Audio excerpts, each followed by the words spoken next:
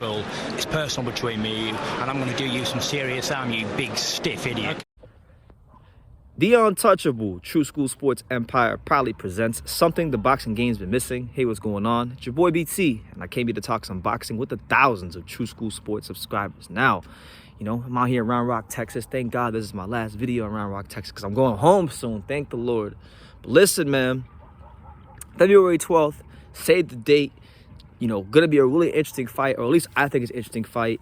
Interesting enough to make a video about, and that's what I'm doing. I'm making a video about it because these fighters, whether they be pay-per-view, TV, club shows, as much boxing as I can cover, we're gonna do that here on True School Sports, because these guys, they deserve all the credit, they deserve all the admiration, they deserve all the coverage they can get, because this is the hardest sport in the world, and the least I could do is cover these guys' careers with the respect, class, and integrity that they all deserve. So with that being said, February 12th, we're gonna get a good Crossroads fight in the super middleweight division. And for those that know, and for those that don't know, what's a Crossroads fight? A Crossroads fight is when you get guys that are in a very delicate place in their career where they can ill afford to lose, And that's what I think we have here. I think we have a good Crossroads fight. And Crossroads fights in boxing are good because when you get these Crossroads fights where two fighters desperately need to win, it creates a lot of desperation for these fighters in camp, in the ring, under the lights, and you wind up getting the best efforts of these guys that they can possibly give you. And we're going to get that with John Ryder, Daniel Jacobs. That's the fight that's happening in the UK. Going to be a hell of a fight. Let's start with Daniel Jacobs. Daniel Jacobs been in there with the biggest names you can think of in boxing, from Canelo to Gennady Golovkin, fought Peter Quillen, fought Gabe Rosado, fought Fernando Guerrero, fought Dimitri Pirog. Very experienced fighter, one of the better amateurs to come from this country. When he was the golden child in New York City, winning the Golden Gloves, he's really, in my opinion, he's been an underachiever in boxing. He really should have had a better career. And I know it turned out well because he had his cancer and he beat it, and God bless him with his life for everything he's done for himself and his family and his son. Good for him. Good on Daniel Jacobs. But from a boxing standpoint, if we're looking at what he did his last fight, because unfortunately, they say in boxing that you're only as good as your last fight. And in his last fight, I personally thought he lost, and that he was very fortunate to get out of there with a decision against Gabe Rosado. I really feel like that was one of the better performances of Gabe Rosado's career. He showed that he could be mentally disciplined for a whole, 12 round? I don't remember if that was a 10-round fight or a 12-round fight, but for the duration of a whole fight, Gabe Rosado remained mentally disciplined and actually outboxed Daniel Jacobs, but they didn't give it to him. So it's unfortunate what happened to Gabe Rosado on that night.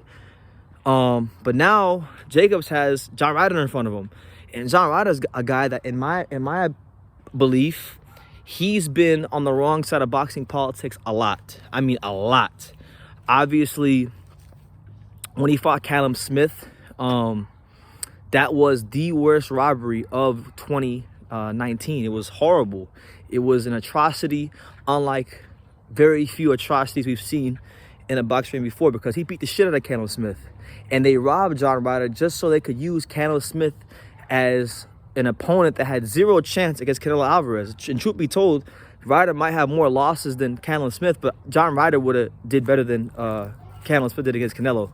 He would have won a round at least. I promise you that. He would have won a round against Canelo. Callum Smith just showed up and got into a high guard and went into survival mode, and it is what it is. But he's been a really good fighter at the British level, beating some good veteran fighters over the years. He has a good style to where he's going to come forward and he's going to make for a great fight. And Daniel Jacobs is going to have to either make one or two choices in this fight. He's either going to sit there and fight John Ryder and hold his ground and show his class as a boxer, or he's going to have to dig into that amateur pedigree, pivot around him, fight out the back foot, and try to outbox John Ryder, because the reality is that Daniel Jacobs has underwhelmed a lot recently. And he can, whoever loses this fight is looking at their career potentially ending, because Ryder's had like 5 losses. And I don't know how much longer Ryder wants to keep being the opponent for these guys. Jacobs, you know, I mean, he was underwhelming in my opinion against Canelo. He fought valiantly against Golovkin, and I think, you know, it was a solid performance. I think people exaggerate how good it was. In my opinion, I thought it was people exaggerated the level of how good the performance was, because Golovkin had just been dominating everybody at that time. So when then somebody actually looked semi-competent against Golovkin, you know, then it makes them look better than they actually performed. But you know, Daniel Jacobs, I think, will have his hands full this fight, because he's going to get an inspired John Ryder. I think John Ryder will have the same mindset he had in this fight from when he fought Canelo Smith, because Canelo Smith was this big bad opponent that was supposed to be primed and ready for Canelo Alvarez. And when the odds and the chips were stacked against John Ryder, he performed very well. Even early in his career, if you go back and you look at John Ryder early in his career when he fought Billy Joe Saunders for the British title, you know, go back and watch that fight. You know, I don't know if anybody agrees with me on this, but I think that fight could have went either way. He fought great. He fought valiantly against Billy Joe Saunders, and I think, you know, he could have got a decision, but he comes from a small town in the UK that's not London or Liverpool or Manchester, so there's not as many people behind John Ryder. The market's not as big for him, so he don't get the benefit of boxing politics. That's just the way the cookie crumbles. But I'm telling you guys how it is. Winner of this fight, I would like to see the winner of this fight maybe fight Demetrius Andrade if he moves up to 168. I think they were both making good fights with Andrade. Maybe they fight who's on the zone at 168.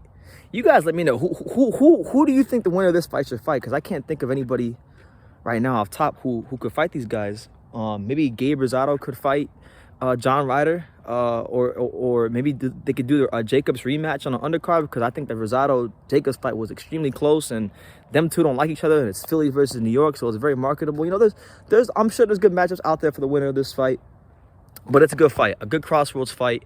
And I'll be honest, man, like, I know I want to root for the American. I want to root for Daniel Jacobs. I like Daniel Jacobs.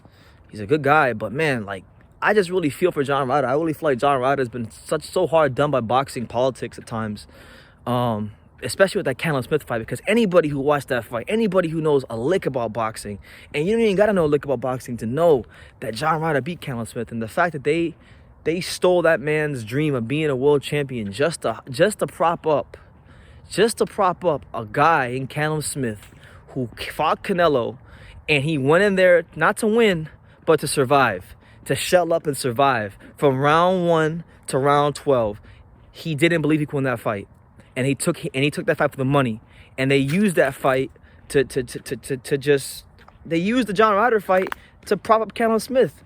And you know, that fight, more so than most, it doesn't sit well with me. So for that reason, you know, I would like to see John Ryder get a win this fight, get a big win on his resume, so people can start giving John Ryder some more respect.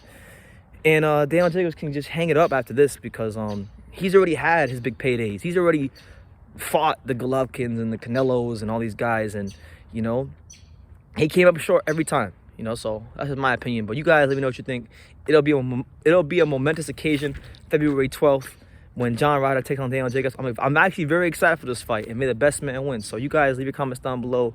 Make sure you guys take the time to subscribe. Make sure you tell a friend to tell a friend. And like I say in every single one of these videos, you can love me or you can hate me, but I'm just a kid from Daniel. So until next time, take care, guys. Thank you for watching another video on True School Sports, the home of boxing. If you made it this far, do me a favor and do yourself a damn favor. Hit that subscribe button, and surely you will not be disappointed.